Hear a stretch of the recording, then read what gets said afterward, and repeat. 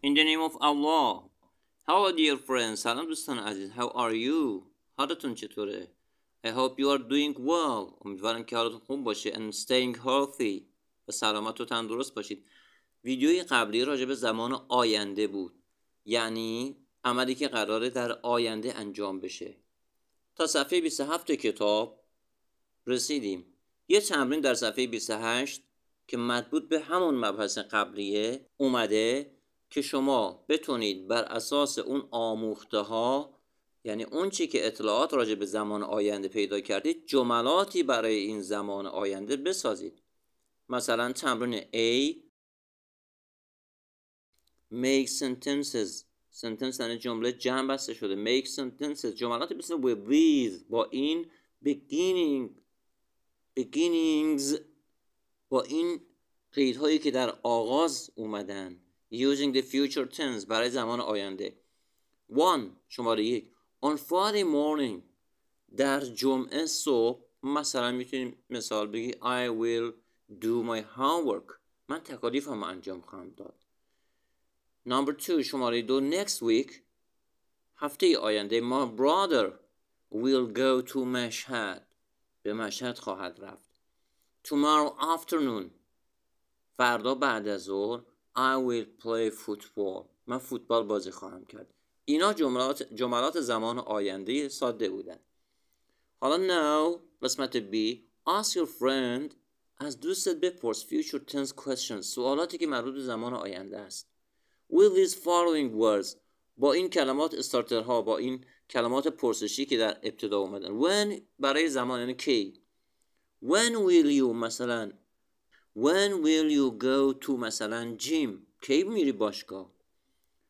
where will your brother go next Monday برادرت دوشنبه آینده کجا میره.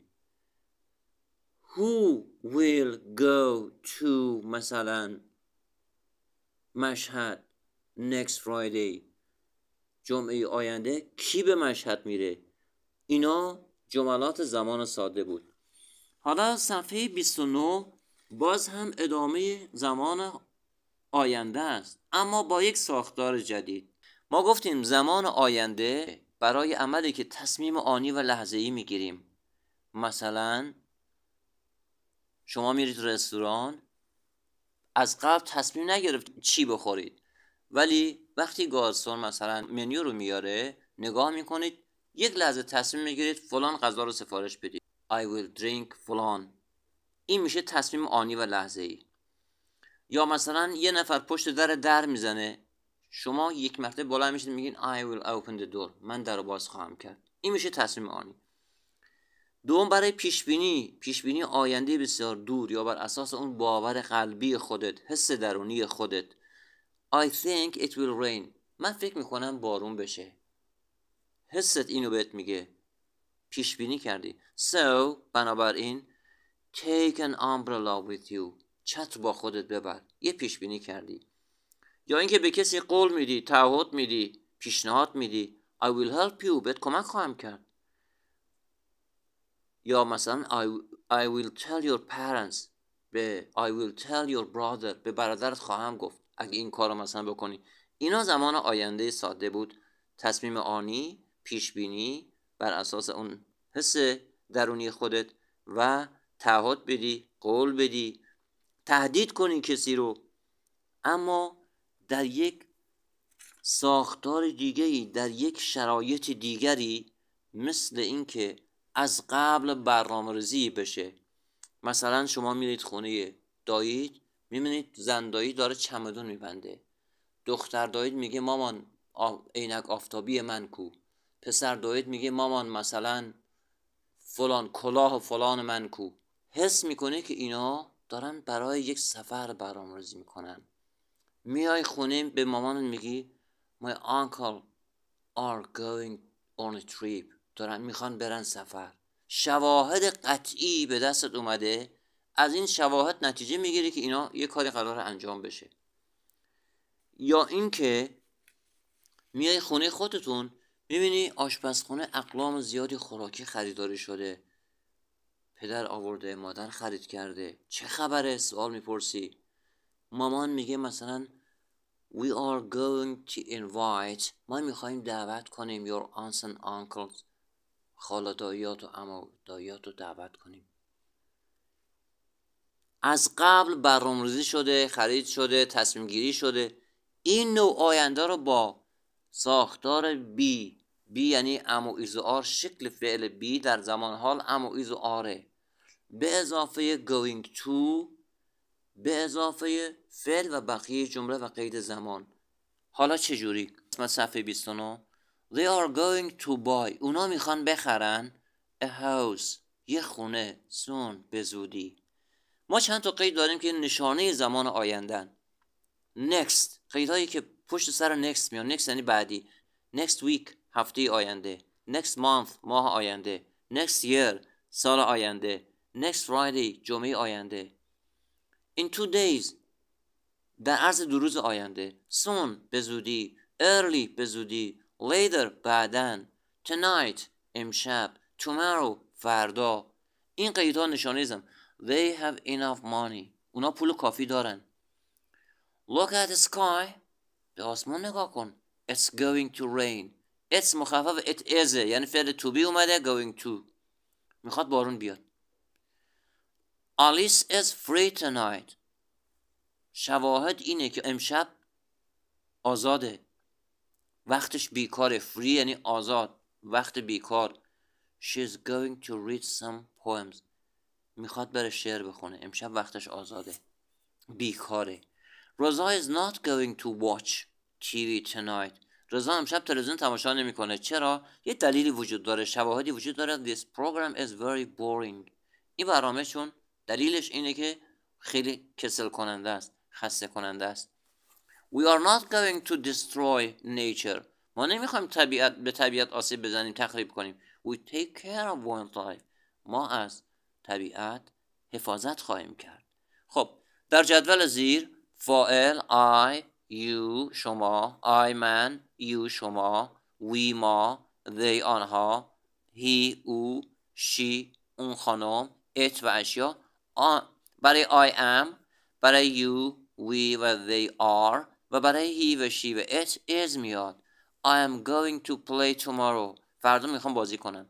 You are going to play tomorrow. تو فردا میخوای بازی کنی. صفحه C. Listening and speaking. Talking about. Talking صحبت کردن. Asking سوال. About راجع به. Schedules. Schedules این کلمه بچه ها در تلفظش مشکل دارن. Schedules یعنی برنامه و plans هم یعنی برنامه. یه تفاوت های اینا با هم دارن. Schedules برنامه دقیق از نظر زمان، تاریخ مشخص دقیق برنامه‌ریزی شده. پلان یه برنامه کلیه، استراتژی کلیه. هر دو یعنی برنامه. You may use ممکنه به کار ببرید future tense زمان آینده to ask برای سوال someone از شخصی about راجع به their plans برنامه‌هاش or talk about یا صحبت کنید درباره your own plans برنامه خودتون. مثلا What are you going to do? میخوای چه کار کنی this weekend؟ این پایان هفته چه کار کنی؟ برنامه چیه؟ I'm going to go to Golestan Forest. من میخوام برم به جنگل‌های گلستان. Are you going to visit a museum? میخوای از موزه دیدن کنی؟ No, I'm going to go out. میخوام برم بیرون and enjoy wildlife. و از حیات وحش لذت ببرم. پس یکی از کاربرد زمان آینده پرسش درباره برنامه‌های آینده افراد یا خودتونه. در پایین صفحه You may use the following patterns. از این الگوها برای سوال و جواب. Ask یعنی پرسیدن. Answer یعنی پاسخ دادن. About the future plans. برنامه‌های زمان آینده. What will you do? چیکار میخواید بکنید مثلا on next Friday? What are you going to do? چیکار میخواید انجام بدید؟ I will من مثلا I will go, I will do, I will فلان. I'm going to من میخوام این کار رو انجام بدم. برنامه‌ریزی کردم قبلا براش. Where will you go? کجا میخوای بری؟ Where are you going to? تصمیم گرفتی کجا میخوای بری؟ I will go. I'm going to go. I'm going ساختار زمان آینده است. Go دومی رفتنه. من میخوام برم تو مازندران next week. تصمیم گرفتم که هفته آینده برم مازندران. صفحه 31 دو تا کانورسیشن، دو تا مکالمه داره، باید گوش بدیم سپس به این گزینه ها یا این سوالات پاسخ بدیم. مکالمه اول گوش بدیم. Conversation 1. Where are you going to go in summer? I am going to go to Brazil. Really? What will you do there? I will visit people and places. خب what are you going to do this summer؟ این تابستون میخوای چیکار کنی؟ گفت که میخوام به برزیل برم. تو میخوای چه کار کنی؟ گفت میخوام visit some places and people and افراد و جای زیادی ببینم. پس گزینه اول برزیل میخواست بره و گزینه دوم هم در بین گزینه ها people. Conversation 2. Are you going to stay home this weekend, Shahab? شهاب این هفته میخوای خونه بمونی؟ No, we aren't. We'll go out. نه میریم بیرون. Where will you go? کجا میخواید برید؟ We'll visit our relatives in Varamin. به دیدار اقوام در ورامین خواهیم رفت. Did you do anything else? I'm not sure yet. کار دیگه انجام نخواهید داد؟ مطمئن نیستم. نه دیگه. خب پس در شهاب is going to، شهاب میخواست این هفته stay home، خونه بمونه. go out، بره بیرون. میتونیم هر دوتاش تیک بزنیم. his family will، خانوادهش میخوان go to شیراز. نه، go with him to ورامین، میخوان باهاش برن یا باهاشون بره به ورامین.